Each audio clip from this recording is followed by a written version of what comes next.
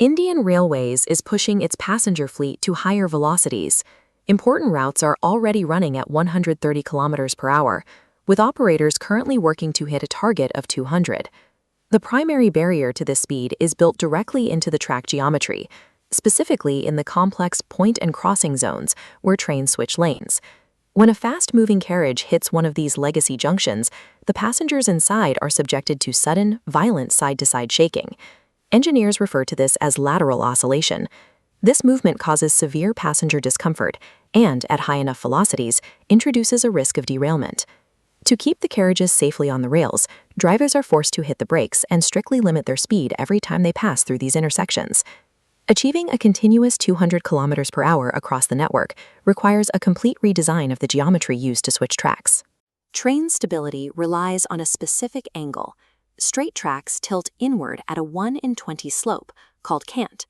Conical wheels match this shape perfectly, centering the load. But Indian junctions are flat. To connect them, rails are twisted across sleepers, gradually flattening to zero.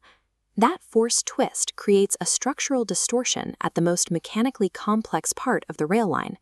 When a train moving at high speed hits this twisted transition zone, the forces keeping the wheel centered are instantly disrupted. The sudden drop into a flat track, combined with the sharp angle of the diverging rail, pushes the wheel flange hard against the steel. That abrupt sideways thrust is the physical cause of the shaking experienced in the cabin. The engineering solution to this bottleneck is the canted turnout. In this design, every component inside the junction maintains that exact 1 in 20 inward slope, eliminating the need to twist the rails. Because track geometry stays consistent, the wheel maintains its central contact point, sweeping through the diverging curve without a lateral jolt.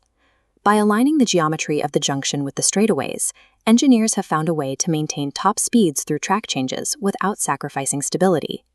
Reducing lateral thrust cuts down on the physical grinding of steel against steel, directly lowering maintenance requirements for rails and heavy concrete sleepers. These new systems also utilize solid, weldable steel crossings. These eliminate the destructive hammering action caused by the old fish-plated joints used in legacy crossings. Removing those joints allows for uninterrupted ribbons of welded rail to run seamlessly through the junction.